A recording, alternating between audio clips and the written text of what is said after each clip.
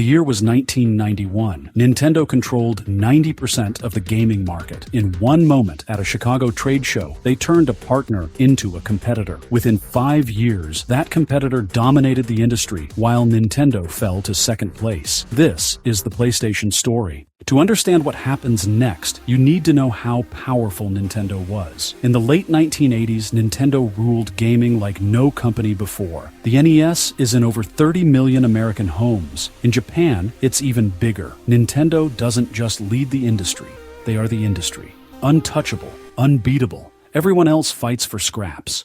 But in Tokyo, an engineer has an idea that will change everything. His name is Ken Kutaragi. He designs cutting-edge audio equipment for Sony. He's watching his daughter play with a Nintendo Famicom. He becomes annoyed at the sound quality. It's terrible. He thinks, I can fix this. But here's the problem. Sony's executives look down on video games. They make Walkmans and televisions, sophisticated electronics. Games are toys for children. When Kutaragi proposes creating a sound chip for Nintendo, his bosses are uninterested. This could hold him back.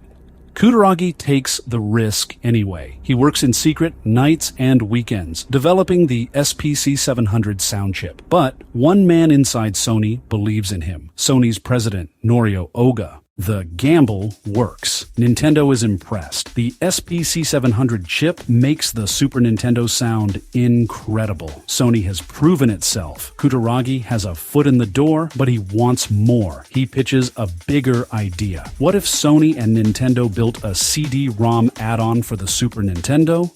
CDs can hold massively more data than cartridges. Better graphics, better sound, better everything. Nintendo agrees. The partnership begins. The deal seems simple. Sony builds a CD-ROM add-on called the Nintendo PlayStation, and it plays both CDs and cartridges. But there's a catch. Sony controls the licensing for all CD games. Sony could also develop its own standalone console later. For Nintendo, this is dangerous. If CD gaming takes off, Sony owns the software. Nintendo makes hardware. Sony controls the future. But Sony makes the SNES sound chip, and Nintendo needs them. They sign anyway. June 1991, the Consumer Electronics Show. Sony is excited. They've rented booth space. They have prototypes ready. Then a Sony executive stands on stage in front of the press. He announces Sony and Nintendo are partnering to create the Nintendo PlayStation. The press is stunned. This is huge. Sony entering gaming. Nintendo embracing CDs. This could be big. But the next morning, everything changes. Nintendo holds a surprise press conference. They announce a new partnership, not with Sony, with Philips, the Dutch electronics giant. Philips offers Nintendo something Sony doesn't: complete control. Nintendo owns all the licensing, all the profit, all the power. Sony is blindsided, humiliated, in front of the entire industry. The Sony executives can't believe it. The partnership is dead. The project is canceled. Sony's reputation is damaged. Nintendo has publicly betrayed them. Sony is furious, but Sony's executives want to walk away. Video games are toys. This partnership was always questionable. Now they've been embarrassed. Time to cut losses. Return to serious electronics. Forget gaming forever. Nintendo betrayed us, but they also validated us. They're scared of what we could build. We should build it anyway. We'll create our own console. We'll compete directly. We'll beat them at their own game.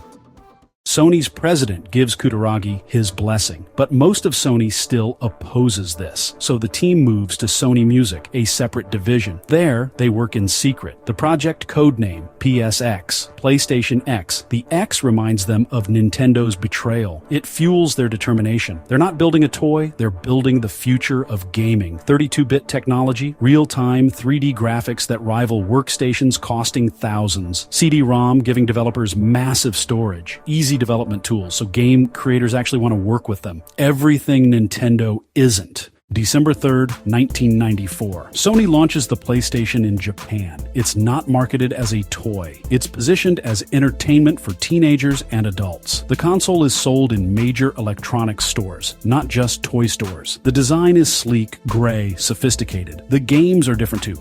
Ridge Racer, photorealistic racing, Tekken, Brutal 3D fighting. These aren't cartoon characters jumping on mushrooms. These games target an older audience. Japanese gamers are curious. They had been loyal to Nintendo, but Sony is offering something different, something mature, something powerful. September 1995. PlayStation arrives in North America and Europe. Nintendo and Sega dominate these markets. The Super Nintendo and Sega Genesis are household names. But Sony has a strategy. They make development easy and cheap. They give developers creative freedom.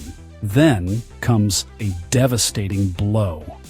Square, the company behind the development of Final Fantasy, announces they are moving to PlayStation. Square chooses Sony, and other developers follow. Developers face a choice. Nintendo's cartridges are expensive and limited. Final Fantasy VII needs 3 CDs on PlayStation. It would need multiple cartridges on N64 if the hardware could even handle it. Sony offers flexibility, lower costs, creative freedom. More developers choose Sony. PlayStation's library explodes. By 1997, Nintendo realizes they have a problem. A big one. PlayStation is outselling them. The CD format they rejected is now the standard. The adult market they hadn't thought to pursue is massive. More developers are choosing Sony. Nintendo releases the Nintendo 64. It's technically impressive, but it still uses cartridges. Expensive, limited cartridges. Meanwhile, PlayStation games cost a fraction to produce. Developers choose Sony. Players choose Sony. The numbers tell the story. PlayStation sells 5 million units in 2 years, then 10 million, then 20 million. By 2005, PlayStation has sold over 100 million units. The Super Nintendo sold 49 million total. PlayStation has doubled it.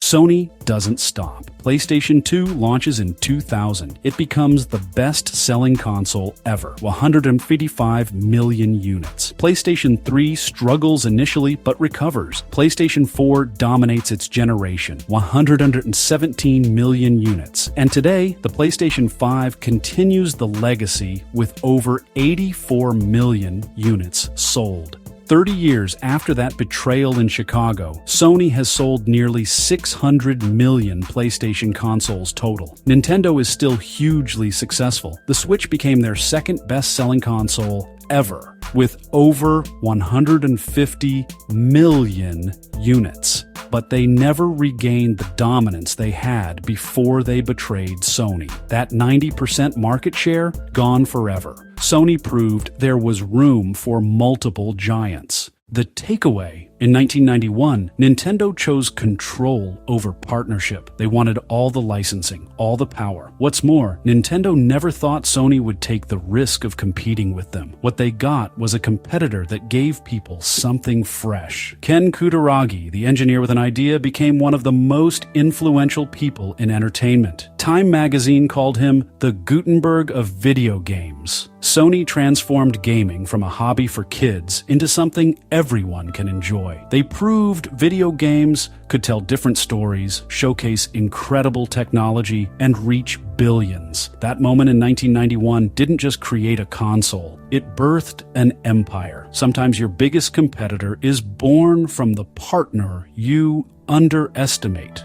All because a man watching his daughter thought her Nintendo could sound better.